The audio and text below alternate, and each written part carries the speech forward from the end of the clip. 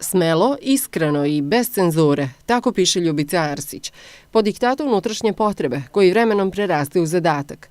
Dobitnica Andrićeve nagrade Isidore Sekulić i Ženskog pera za mlade kreativne stvaraoce Biblioteke Šabačke ima samo jedan savet.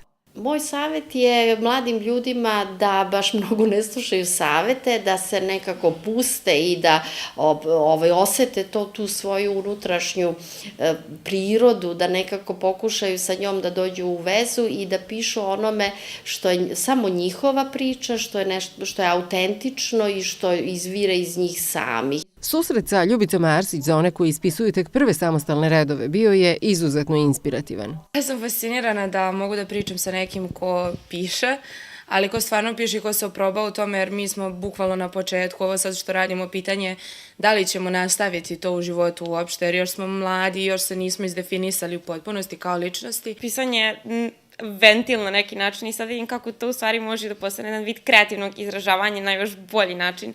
I stvarno znači kad popričate sa nekim ko radi to, ko to dobro radi i ko ima iskustvo o tome kako prolazi kroz sve te faze, kako počinje sve to i kako postajemo neko ko piše i zadovoljstva, ali kome se to kasnije i ko to može da prezentuje nekom drugom i da još neki ljudi to pročitaju, a ne samo za sebe da pišemo. A sposobnost da inspirišu imaju samo izuzetni. Ovo su deca koja pišu, koje interesuje književnost i koji mogu da govore o onome što je njihovo lično iskustvo i to mi je uvek dragoceno da čujem onu drugu stranu koja je smela, koja je mlada i koja negde bez lake na jeziku može čak i da postavi neka pitanja i da postavi nešto što je problematično, da se o tome diskutuje i da se obrazlažu neki stavovi što mene uvek zanima. Nova tema interesovanja Ljubice Arsić su znamenite žene 19. veka, među kojima bi se mogle naći i neke Šapčanke.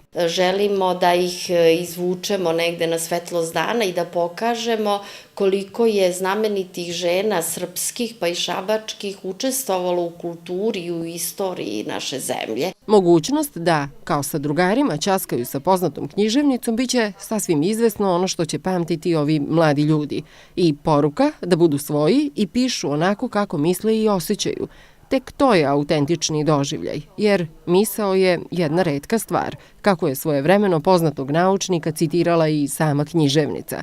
Šarmantni susret sa lepom rečju o stvarnosti, koja nam tako nedostaje, još jednom je pokazao kako znalački Biblioteka Šabačka iščitava i sprovodi svoju misiju.